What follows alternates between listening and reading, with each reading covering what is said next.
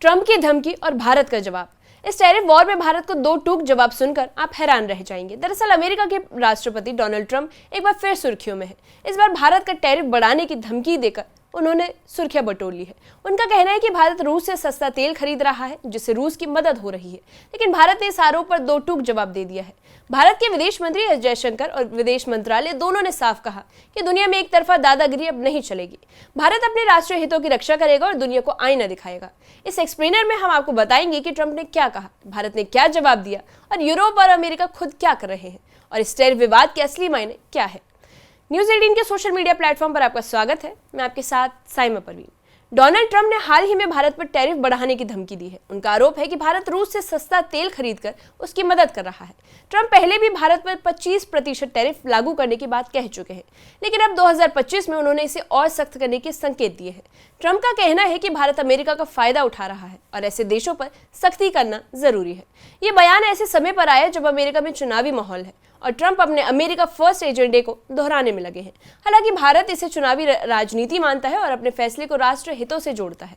उसके बाद आपको बताते हैं कि एस जयशंकर का सीधा जवाब क्या था। दरअसल विदेश मंत्री एस जयशंकर ने ट्रंप की धमकी पर सीधा और सधा हुआ जवाब दिया। उन्होंने कहा कि कुछ देशों की दादागिरी अब नहीं चलेगी। दुनिया को सबकी बात सुननी चाहिए, न कि सिर्फ कुछ ताकतवर देशों की सुननी चाहिए। जयशंकर ने कहा कि भारत एक न्यायपूर्ण और भागीदारी वाला देश है, जिसमें हर देश की आवाज सुनी जाए। उन्होंने ये भी कहा कि हमारी परंपराएं और पहचान हमारी ताकत है और हम इन्हीं के आधार पर अपने भविष्य की दिशा तय करेंगे। उनके इस बयान ने साफ कर दिया है कि भारत अब दबाव में झुकने वाला नहीं, चाहे वो अमेरिका हो या कोई और ताकतवर देश। ट्रंप और यूरोपीय यूनियन का कहना है कि भारत रूस से सस्ता तेल खरीदकर यूक्रेन युद्ध के दौरान रूस की मदद कर रहा है, लेकिन भारत ने इसका करारा जवाब दिया है।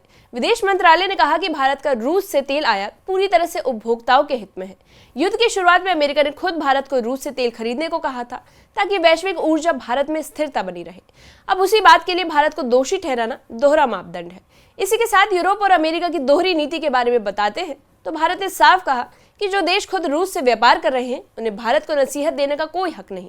अब आपको बताते हैं कि भारत ने साफ कह दिया है कि जो देश खुद रूस से व्यापार कर रहा है उन्हें भारत को नसीहत देने का कोई हक नहीं। यूरोपीय संघ ने साल 2024 में रूस से करीब 67.5 बिलियन यूरो का व्यापार किया, जिसमें केवल तेल नहीं बल्कि उर्वरक, इस्पात, केमिकल और मशीनरी तक शामिल है।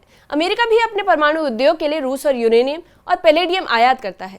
ऐसे में केवल भारत को दोषी ठहराना अनुचित है। भारत ने कहा कि उसका मकसद है ऊर्जा सुरक्षा। भारत की विशाल आबादी को सस्ती और सुलभ ऊर्जा देना सरकार की जिम्मेदारी है। रूस से तेल खरीद इस उद्देश्य को पूरा करता है।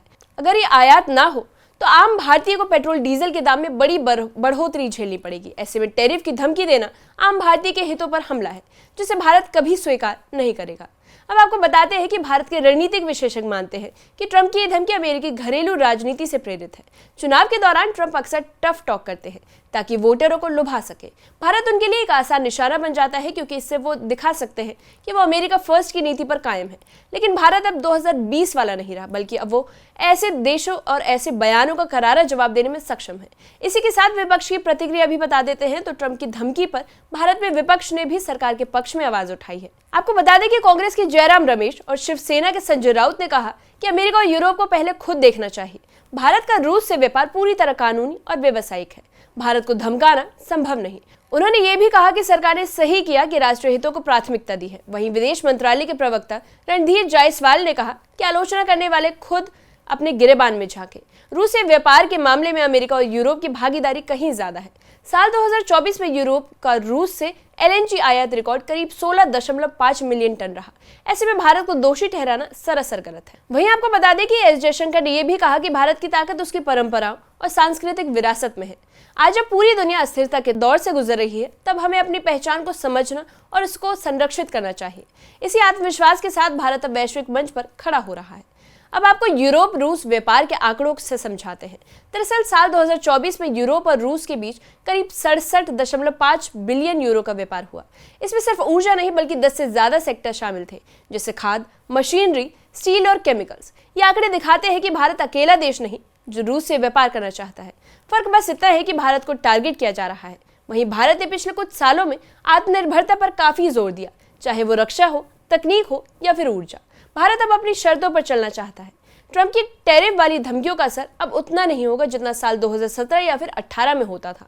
भारत अब जवाब देने की स्थिति में है। पश्चिमी मीडिया अक्सर भारत के रूस से संबंधों को लेकर सवाल उठाते रहते हैं, लेकिन खुद अमेरिका या यूरोप की व्यापारिक नीतियों पर चुप रहता है और भारत ने अब इस दोहरे रवैये को उजागर करना शुरू कर दिया है।